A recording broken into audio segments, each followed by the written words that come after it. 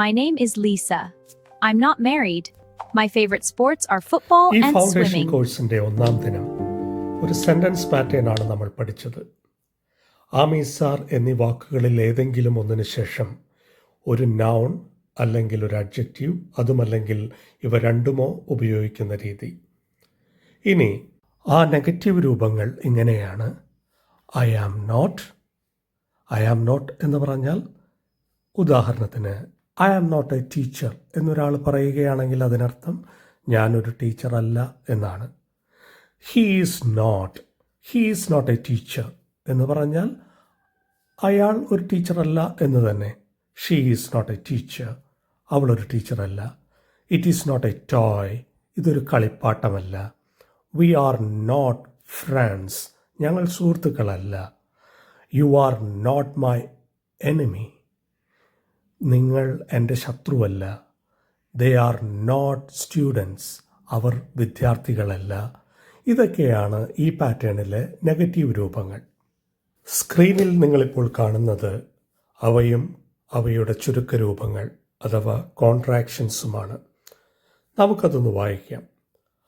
I am not എന്നതിൻ്റെ ചുരുക്കരൂപമാണ് I'm not.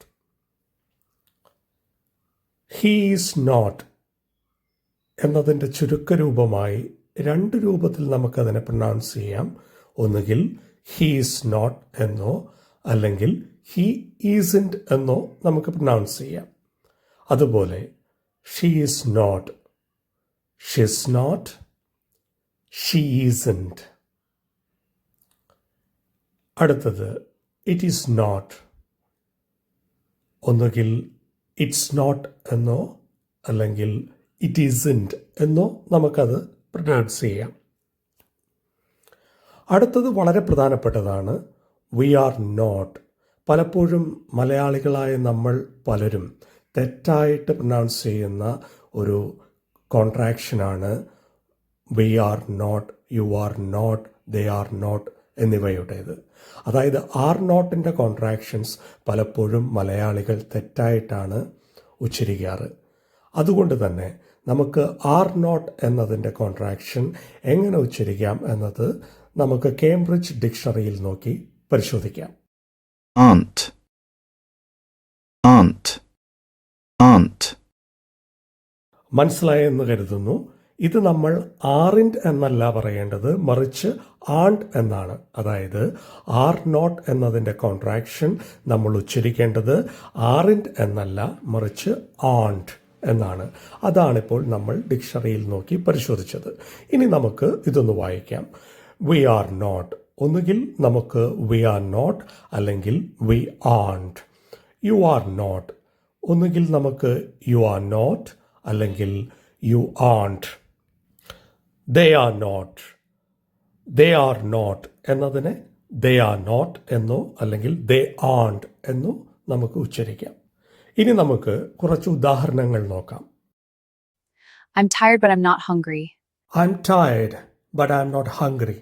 ഇവിടെ ഇവർ പറയുന്നത് ഇവർക്ക് ക്ഷീണമുണ്ട്, പക്ഷേ ഇവർക്ക് വിശക്കുന്നില്ല. ഐ ആം നോട്ട് ഹംഗ്രി, എനിക്ക് വിശക്കുന്നില്ല. ഐ ആം ടയേർഡ്, ഞാൻ ക്ഷീണിതയാണ്. But I am not hungry, എനിക്ക് വിശക്കുന്നില്ല എന്നാണ്.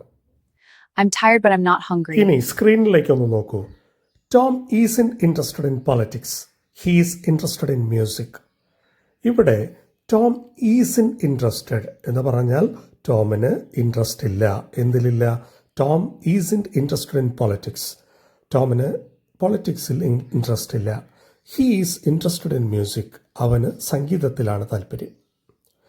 അടുത്ത എക്സാമ്പിൾ നോക്കാം. Jane isn't at home at the moment, she is at work. Jane isn't at home എന്ന് പറഞ്ഞാൽ ജെയിൻ ഇപ്പോൾ വീട്ടിലില്ല. ഷീ ഈസ് അറ്റ് വർക്ക്, അവൾ ജോലിയിലാണ് അഥവാ ജോലിസ്ഥലത്താണ്. അടുത്ത എക്സാമ്പിൾ നോക്കാം. ദോസ് പീപ്പിൾ ആൺഡ് ഇംഗ്ലീഷ്, ആ ആളുകൾ ഇംഗ്ലീഷുകാരല്ല. ഇംഗ്ലീഷുകാർ എന്നുദ്ദേശിക്കുന്നത് ഇംഗ്ലണ്ടിൽ നിന്നുള്ള ആളുകളെയാണ്. Those people aren't English, they are Australian, ആ ആളുകൾ ഇംഗ്ലീഷുകാരല്ല, അവർ ഓസ്ട്രേലിയക്കാരാണ്. It's sunny today but it isn't warm, ഇന്ന് നല്ല സൂര്യപ്രകാശമുള്ള ദിവസമാണ്, പക്ഷേ കാലാവസ്ഥ അത്ര ചൂടുള്ളതല്ല എന്നാണ് അതിൻ്റെ അർത്ഥം. ഈ പാറ്റേണിനകത്ത് നമ്മൾ ഡിസ്കസ് ചെയ്ത നെഗറ്റീവ് ഫോംസ് എല്ലാവർക്കും മനസ്സിലായെന്ന് കരുതുന്നു. ഇനി അടുത്ത വീഡിയോയിൽ കാണാം. Happy learning.